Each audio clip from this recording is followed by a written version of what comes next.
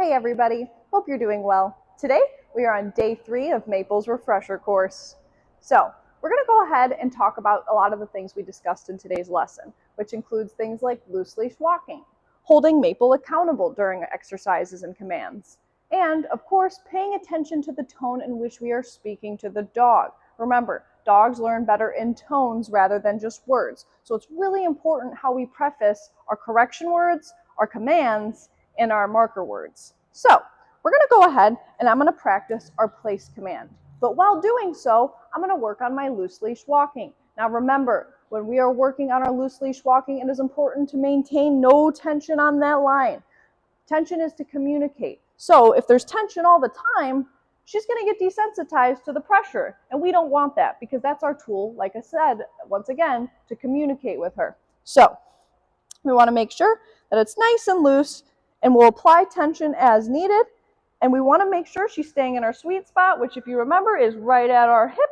And if she surpasses this point and decides to forge ahead or go pull towards a smell of some sort, we're going to go ahead, give her that firm correction word, no, which should sound a lot different than our yes or our come, okay? And then we can place her back into that position that we asked of her in the first place. So I'm going to go ahead and begin, and I'm going to loose leash walk that way and circle back to place. Come.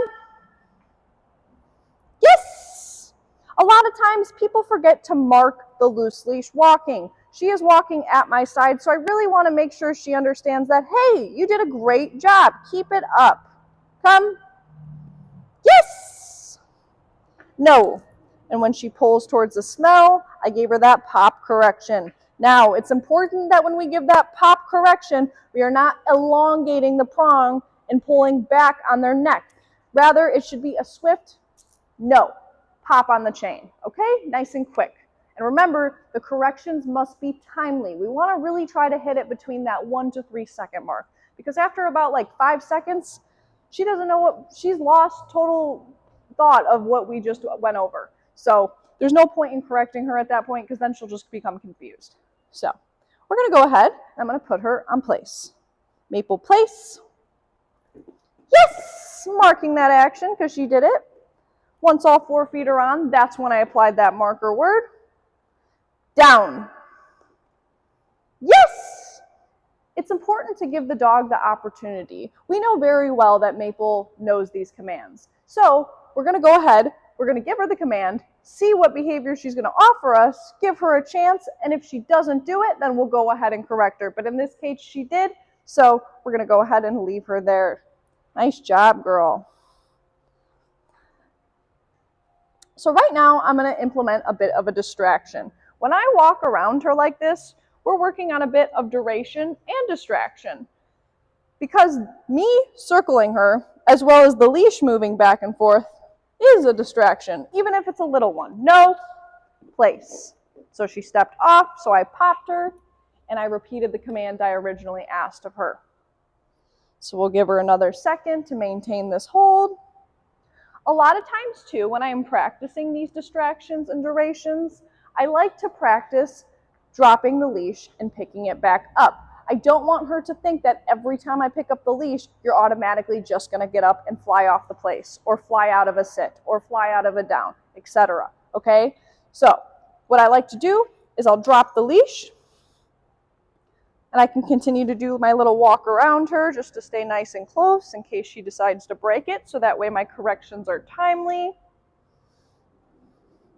And then I'm going to pretend to go pick up the leash. Now, I know Maple is not sitting here trying to bite my face, but whenever I go to pick up that leash, I always like to ride on the side of caution. So I always turn my body away from the dog, bend down, and go to pick up that leash. Now, I'm going to go ahead and I'm going to do my little walk back and forth again. But this time, I'm going to drop the leash. I'm not going to release her quite yet. I want to get in the habit of practicing that pick up leash, drop leash a couple times, so that way she really understands that I am the one that will release you from that place once the words physically come out of my mouth, not just because I picked up that leash. So she's doing really well, so I'm going to go ahead. I'm going to bend down, pick up my leash again, and this time I'm going to release her back into a nice loose leash walk. Come. Yes! Good girl, Miss Maple. Come. No.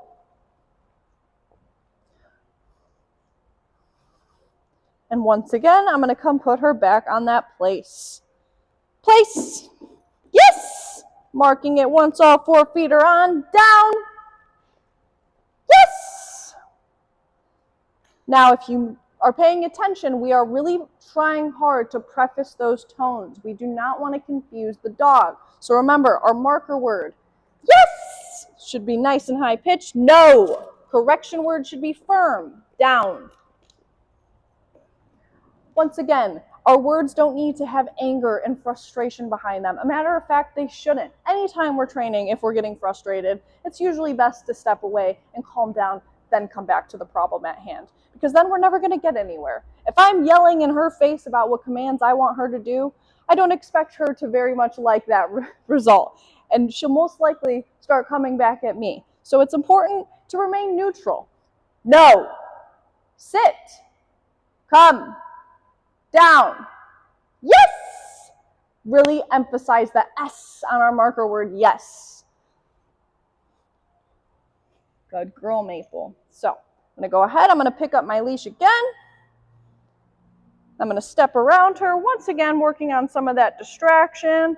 And I'm going to go ahead and count to 15. And see if she can maintain this position for 15 whole seconds. 1 Mississippi. 2 Mississippi, 3 Mississippi, 4 Mississippi, 5 Mississippi, 6 Mississippi, 7 Mississippi, 8 Mississippi, 9 Mississippi, 10 Mississippi, 11 Mississippi, 12 Mississippi, 13 Mississippi, 14 Mississippi, 15 Mississippi. Good girl, Miss Maple. That was very good. So I'm going to go ahead and I'm going to pick up my leash again. I'm going to do my little back and forth to really preface that I'm going to be the one releasing her from place, or any position for that matter. Then I will go ahead and pick up my leash again. Come. So now we're going to go ahead and we're going to work on our loose leash walking outside with a threshold. So when we are walking Miss Maple, it's important that she stays at our sweet spot. So we are going to go ahead and work on our loose leash walking outside. But before doing so, we're going to approach our threshold the right way. So we're coming up to this door over here. Sit. Yes! Once again, giving her the opportunity to offer up that behavior before I go ahead and pop her into that position. Because in this case, I didn't need to. So I marked it with the word yes, telling her she did a good job. No. Sit. Once again, remember that correction needs to be a nice firm pop rather than this elongated stretch of the chain. So I'm going to go ahead and I'm going to try to open my door. And if Maple tries to break through that way, I'm going to go ahead and close the door and try again. I usually like to practice being the one to step out first, so I'm going to go ahead. I'll take a step forward. Yes! I'll go ahead and release her. That was so great. Good job, Maple. Alrighty. So we want to make sure, once again, that there is no tension on that line. Should be nice and loose at my side and apply pressure as needed. Come. Yes! Good girl, Miss Maple. Sit. Yes! Really trying to enforce our stop and sits along the way so we can utilize them in all sorts of situations, whether it's being at a crosswalk, whether it's going through another threshold, whatever it is. It's good to practice a stop and sit so she doesn't continue to forge ahead if you do need to plant your feet. No. Sit. So as you can see, once again, I give my correction word no, and then I give my tug of the chain and put her back into position. So we'll give her another second. As we talked about during our lesson, it's always important that when you're going on a walk with your dog, that you're paying attention to what the world around you. That's why I tell every owner, if you're going to be with your dog, maybe put down the phone for a bit on a walk. Pay attention to the surroundings around you. No. Sit. and pay attention to your dog's body language. Remember, we want to advocate for our dog in the best way we know how. All right, so we're going to get her ready to go again. Let me adjust my hands. Alrighty, we're going to go ahead and walk forward. Come. Yes! Good girl. No. Remember, we don't want to let her get too far ahead. And remember that it's okay that we don't need to plant and sit every time we pass a dog. Rather, let's practice walking past that dog, but giving her something else to focus on. So remember, I love to leverage my obedience, come, over my reactivity, which is kind of our goal here. No. Good girl. Sit. Yes! Remember, when we do correct her when she's fixating on something, we want to break the fixation. We don't want to correct her when she's at that peak reaction point, because then at that point we are pretty much at the point of no return. I just said point like 50 times. So sorry, but you get the gist. So we're going to go ahead and I'm going to tell her to come once again. No. No.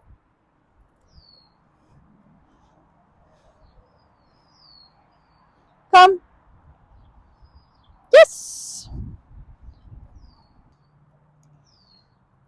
As we discussed before, when we are working on walking past a certain stimuli, we can either work on our pop correction no to break her fixation, or we can still do that, but instead use pressure to walk away. So we can turn the opposite way.